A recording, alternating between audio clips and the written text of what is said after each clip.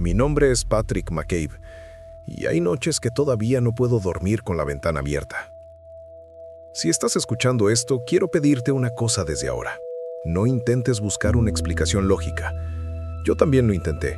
La busqué en libros de psicología, en foros de internet, en especialistas de sueño, incluso en sacerdotes.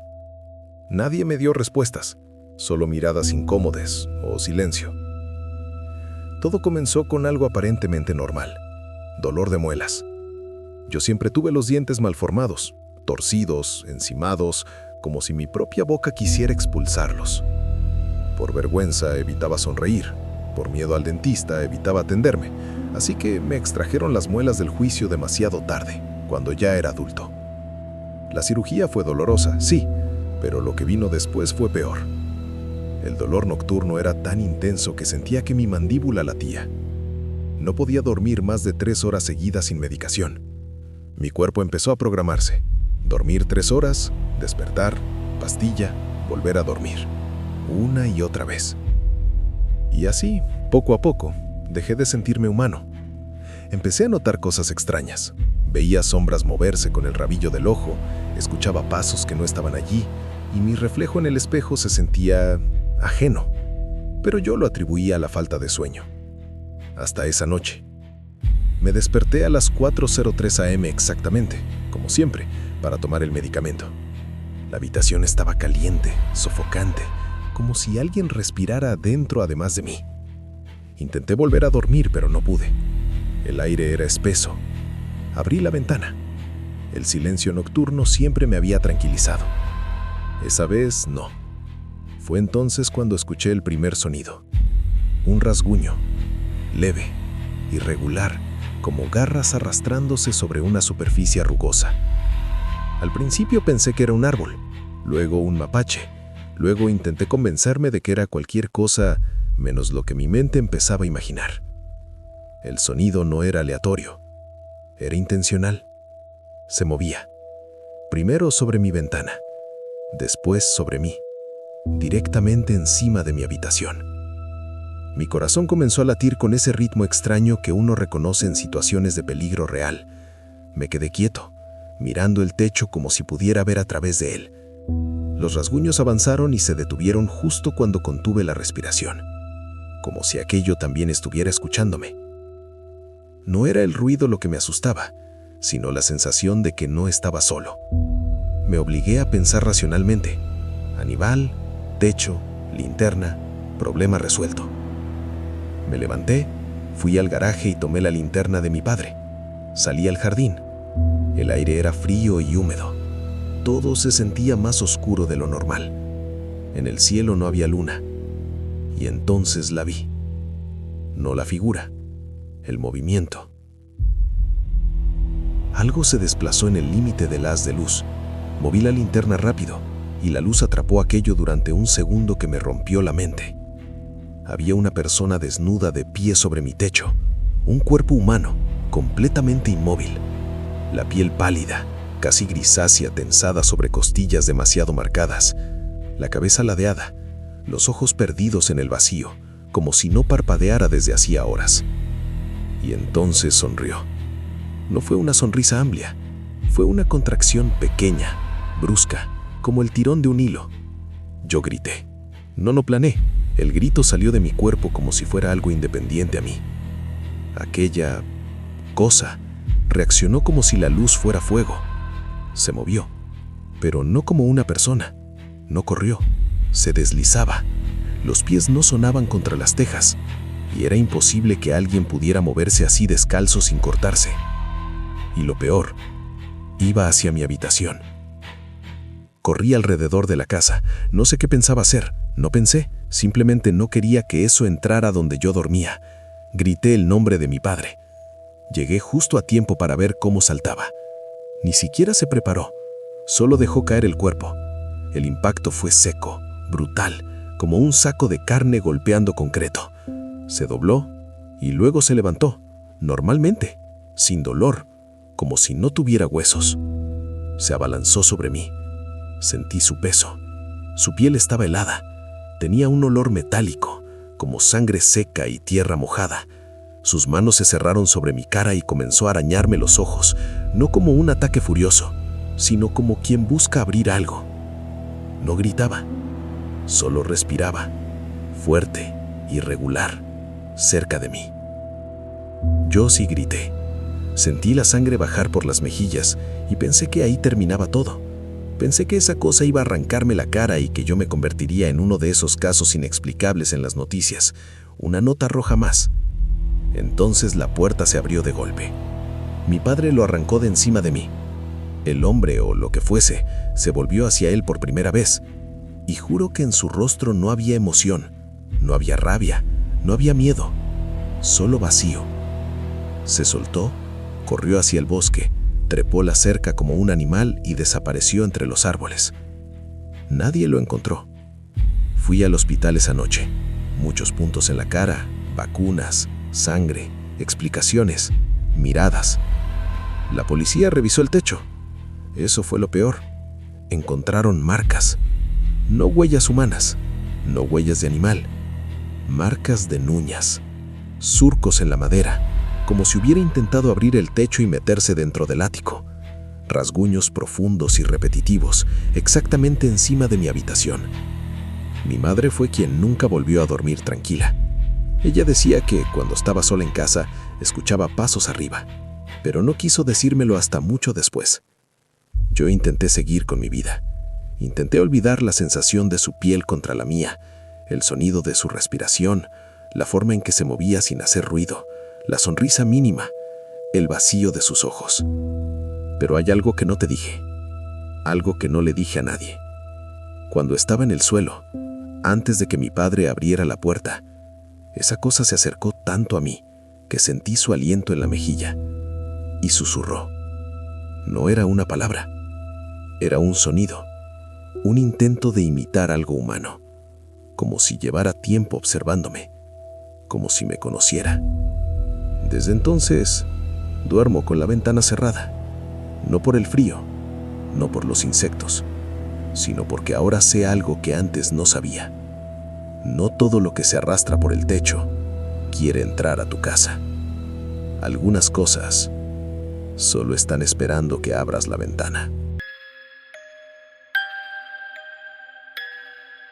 La primera vez que la vi fue a las 3 de la madrugada, como si hubiera estado esperándome específicamente a esa hora. Soy el tipo de persona que conduce de noche para despejar la mente. No bebo, no salgo mucho, pero conduzco. Pongo música suave y dejo que la carretera haga el resto. Siempre tomo el mismo camino rural, largo y casi vacío, con curvas suaves y campos oscuros a los lados. Lo conozco tan bien que podría recorrerlo con los ojos cerrados. Y sin embargo, hubo algo esa noche que no conocía. Una casa, a la derecha del camino, antigua, de 2 pisos, de madera oscura y con un porche delantero hundido, como si el peso de los años le hubiera cansado los huesos. Las ventanas estaban iluminadas con un resplandor amarillento, débil, y pude ver sombras moviéndose dentro.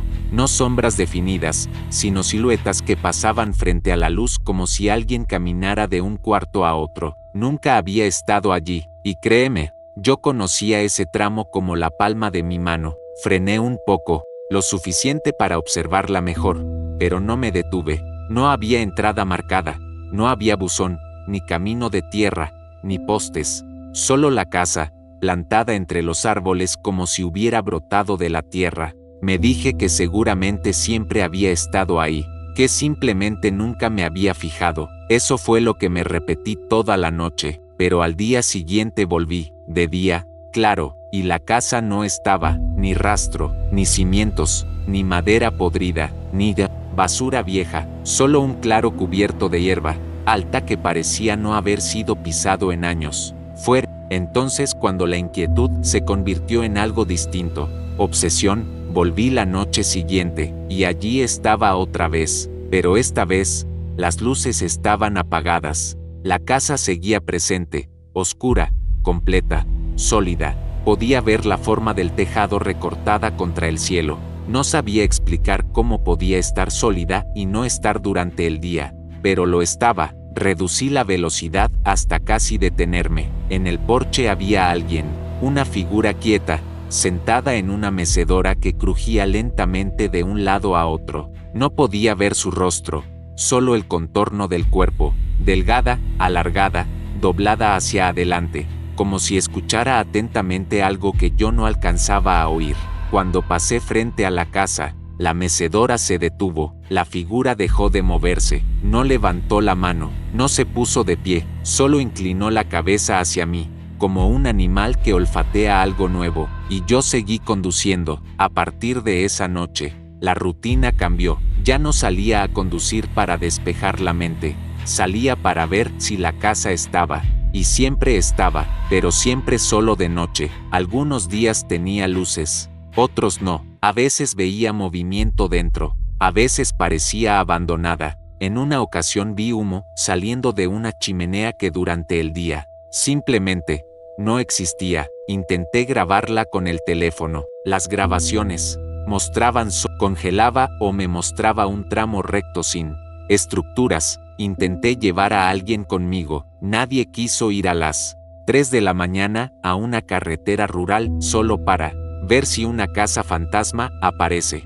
Y aun si hubieran querido, algo dentro de mí, algo muy primitivo, no quería compartirla. La casa se sentía personal, como si me hubiera elegido a mí. La noche en que todo cambió, había niebla, no del tipo cinematográfico, sino esa niebla espesa y baja que parece hundirse en los pulmones cuando respiras. La carretera estaba húmeda y los árboles parecían más altos, más juntos, como si el bosque estuviera cerrándose. Entonces la vi. La casa estaba más cerca de la carretera. Yo lo juraría, no era mi imaginación. La distancia entre el porche y el asfalto era menor, tan menor que podía ver la pintura descascarada, las grietas en la madera, el número de la casa tallado y borrado por el tiempo. Las ventanas estaban todas iluminadas, y pude ver claramente figuras dentro, no personas normales, sombras demasiado altas para los techos bajos, brazos largos que rozaban las cortinas, movimientos que no coincidían con la anatomía humana, como si las articulaciones estuvieran en los lugares incorrectos.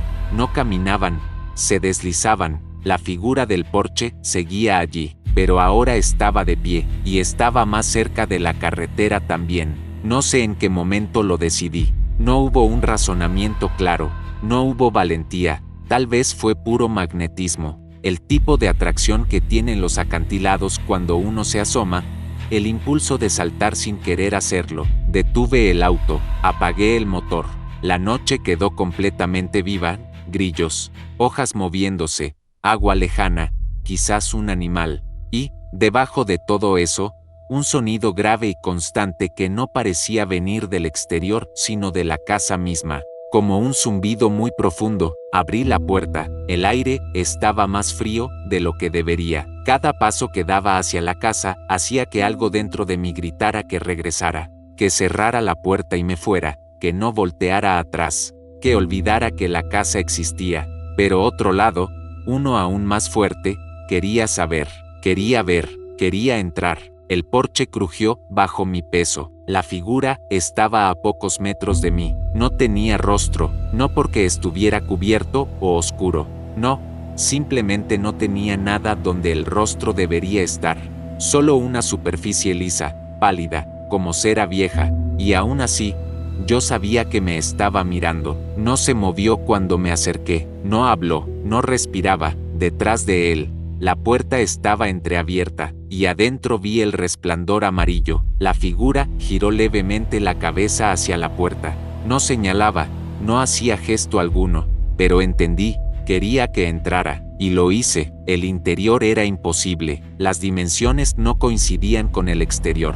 Desde fuera parecía pequeña, por dentro se extendía como un pasillo interminable lleno de habitaciones abiertas. No había muebles como tal, sino objetos aislados, un cochecito de bebé oxidado, un espejo cubierto por una sábana, fotografías, colgadas boca abajo, zapatos, alineados sin sus dueños. Las figuras que había visto por las ventanas estaban allí, más claras ahora, eran altas, demasiado delgadas, con extremidades elásticas que terminaban en dedos largos y puntiagudos. No tenían caras tampoco, pero sus cabezas siempre estaban orientadas hacia mí. No caminaban, aparecían más cerca cada vez que parpadeaba. Comprendí algo en ese momento. La casa no estaba en el mundo estaba entrando en la casa, y yo con él. No recuerdo haber llegado a la escalera, pero estaba de pronto subiendo. Cada escalón era más blando que el anterior,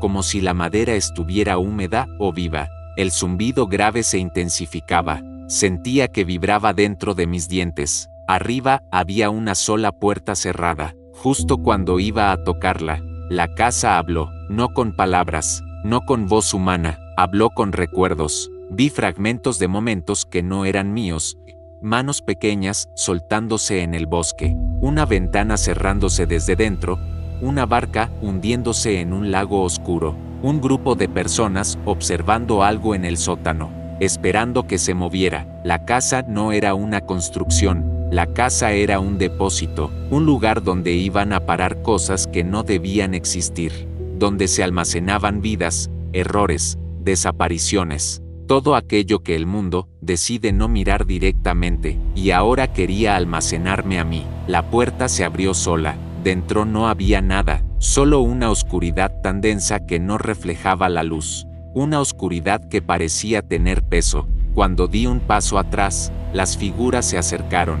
Cuando di un paso adelante, la oscuridad se movió hacia mí. Comprendí que no tenía que entrar con el cuerpo, solo tenía que aceptar. Solo tenía que decidir no irme, y juro que por un segundo lo consideré, porque la casa ofrecía algo: silencio, ausencia, disolución, no dolor, no preocupación, no vida, pero tampoco muerte, solo quedar ahí, como una fotografía nunca revelada. Eso fue lo que me salvó, el miedo a desaparecer sin dejar nada atrás. Corrí, no recuerdo cómo bajé la escalera, ni cómo crucé el pasillo, ni cómo empujé la puerta. Solo recuerdo la sensación de que algo rozó mi espalda, como dedos demasiado largos intentando agarrarme por última vez. Cuando entré al auto, las luces delanteras iluminaron el porche. La casa estaba mucho más lejos otra vez, como si retrocediera, como si me soltara. Encendí el motor,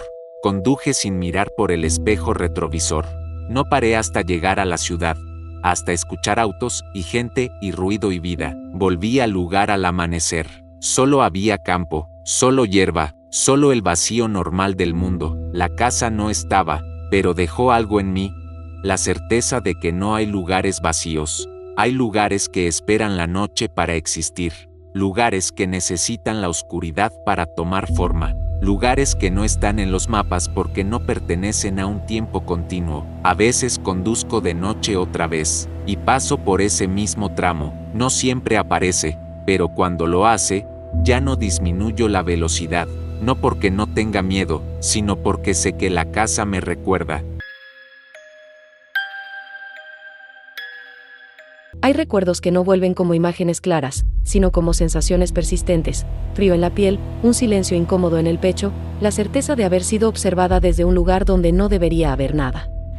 Este es uno de esos recuerdos. Hace unos meses, mis amigos y yo, Kat, Nick y Megan, fuimos a un embalse cerca de la casa de Megan. No era un parque oficial, ni un lago turístico. Era uno de esos sitios medio ocultos, conocidos solo por gente del pueblo, de los que nadie habla demasiado, pero todos saben cómo llegar. Se entraba por un agujero en la cerca. La primera vez que pasas por una cerca rota, sientes que estás haciendo algo prohibido. La quinta vez, sientes que el sitio te pertenece. Esa noche nos sentíamos invencibles, o, al menos, seguras. El embalse era pequeño y tranquilo. El agua estaba tan quieta que parecía un espejo oscuro. Los árboles alrededor se inclinaban como si quisieran mirar su propio reflejo. El aire olía a humedad, a madera mojada y a algo más, algo viejo. Bebíamos un poco, hablábamos de cosas sin importancia, escuchábamos música baja desde el celular de Megan. El cielo iba perdiendo el azul y, poco a poco, el agua dejó de reflejar color, se volvió completamente negra. Entonces Kat dejó de hablar y señaló hacia los juncos. Eso no estaba ahí antes. Entre los tallos, ligeramente encallada, había una canoa. verde oscura, desgastada en los bordes. No se veía abandonada. No tenía musgo ni ramas acumuladas, no parecía olvidada por el tiempo. Nos miramos sin decir nada. Nick y yo fuimos las primeras en acercarnos. Y la canoa no estaba vacía. Dentro había una caña de pescar, con la línea aún metida en el agua, como si alguien hubiera estado pescando hacía segundos. Una caja de aparejos abierta, con anzuelos y señuelos ordenados a medias. Un chaleco salvavidas a un costado. Un sándwich mordido, todavía envuelto. Y un teléfono con la linterna encendida. Una luz blanca, fija, iluminando el interior de la canoa como si hubiera sido usada justo antes de que llegáramos. Eso no se deja atrás por accidente. Eso no se olvida. Sentí un peso en el estómago. No era todavía miedo, sino esa sensación de que algo no cuadra, de que el mundo falla en ser lógico por unos segundos. Volvimos con las chicas sin bromas, sin risas. El ambiente cambió. Nadie quiso tocar la canoa. Entonces Megan señaló hacia el otro lado del embalse. Miren. Al principio pensé que era un tronco. O una sombra. Pero se movió. Había una persona de pie en el agua, hasta las rodillas. No caminaba. No chapoteaba. Solo estaba ahí. Quieto. De frente a nosotros.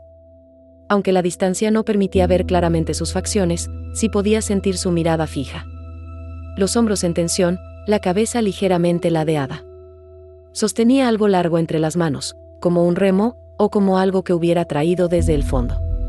No hacía nada. Solo observaba. El miedo no llega de golpe. A veces se forma despacio, como una marea que sube sin que te des cuenta. Primero la incomodidad. Luego el silencio. Luego tu cuerpo entiende antes que tu mente. Vámonos, dijo Nick, muy bajo. Fue entonces cuando ocurrió. Cuando empezamos a recoger nuestras cosas, el hombre gritó. No pidió ayuda. No llamó a nadie. Gritó, váyanse. Fuera. Fuera de aquí. Su voz era áspera, desesperada, como si hubiera estado gritando mucho antes de que nosotros llegáramos. Como si no nos gritara a nosotros por primera vez, sino por última. Y entonces comenzó a nadar hacia nosotros. No era nado tranquilo. No era nado técnico. Era avance salvaje, decidido, brutal. Se lanzó al agua sin dudar, y la superficie negra se cerró sobre él. Desaparecía por segundos largos, demasiado largos, y reaparecía mucho más cerca cada vez, sin salpicaduras exageradas, sin sonidos innecesarios. Era como si el agua misma lo empujara hacia nosotros. Corrimos. Las ramas nos arañaban las piernas mientras huíamos. El agujero de la cerca se convirtió en nuestra única salida. Sentía, sin mirar atrás, que esa figura estaba cada vez más cerca, no por el ruido, sino por la certeza. No miré atrás. No quise saber. Atravesamos la cerca y corrimos hasta el auto. Nadie habló durante el camino. No llamamos a la policía. ¿Con qué cara? Estábamos entrando y legalmente encontramos una canoa con cosas dentro. Alguien salió del agua gritando y nos dio miedo. No sonaba a denuncia. Sonaba a culpa. No volvimos. Nunca. Pero nunca es una palabra que el cerebro no entiende muy bien. Con los días, el miedo se transformó en otra cosa, en preguntas. Pensaba en el sándwich a medio comer. En la caña de pescar todavía tensa. En la linterna encendida. En alguien sentado en esa canoa, tranquilo, pescando. En algo que interrumpe. En una decisión tomada demasiado rápido. Y, sobre todo, pensaba en su grito. No dijo, ayuda. No dijo, socorro. Dijo, váyanse. Como si quisiera alejarnos. Como si nos protegiera. Como si estuviera entre nosotros, y algo más. Una noche soñé con el embalse. La superficie era negra y perfecta, como vidrio pulido. Pero debajo, en esa oscuridad uniforme, algo se movía. No peces. No ramas. Movimiento. Sincronizado, profundo, como cuerpos alargados rodeando algo central. Soñé con la canoa. No estaba vacía. Había alguien dentro, inmóvil, como sostenido desde abajo. Los dedos colgaban. Los ojos estaban abiertos pero no miraban el cielo. Miraban el agua. Y abajo, muy abajo, algo miraba de vuelta. Me desperté. Con el corazón acelerado y un sabor extraño, metálico, en la boca. Sentía como si hubiera estado bajo el agua demasiado tiempo. Finalmente, volví. Sí, lo hice. Aunque sabía que no debía. La curiosidad no es una pregunta. Es una fuerza. Fui al atardecer, sola. La cerca seguía igual. El agujero seguía donde siempre. El embalse estaba silencioso, inmóvil, como si nada hubiese pasado, o como si estuviera esperando que alguien regresara. La canoa ya no estaba. Pero los juncos seguían aplastados, marcados, como cicatrices de algo que estuvo allí mucho tiempo. Me senté en una roca. El agua estaba demasiado quieta. Demasiado oscura. No había mosquitos. No había viento. No había aves. No había nada. Entonces lo vi. Muy lejos, apenas rompiendo la superficie, emergió una cabeza. No luchaba. No nadaba. Simplemente subió. Era él. O lo que quedaba de él. Su piel parecía pálida, hinchada por el agua, pero sus ojos seguían fijos, claros, directos. No había rabia ahora. No había furia. Solo una especie de resignación. Y comprendí algo que me dejó helada: él no estaba cruzando el embalse. No iba hacia nosotros. No huía. Estaba siendo devuelto. Empujado otra vez hacia la frontera entre el fondo y la superficie, como si el agua se resistiera a soltarlo, pero también a quedárselo. Sus labios se movieron. Esta vez no gritó. Solo susurró algo que el embalse sí quiso traer hasta mí: no miren aquí. Y volvió a hundirse. Sin ruido. Sin ola. Como si la oscuridad lo conociera de memoria. Nunca regresamos. Nunca lo hablamos del todo. Pero hay algo que siempre vuelve a mi mente cuando veo una superficie de agua demasiado quieta y demasiado oscura. Nadie deja un teléfono con la linterna encendida, un sándwich mordido, una caña tensa, y se va nadando. Y ahora sé que hay lugares donde el agua no solo refleja, también observa.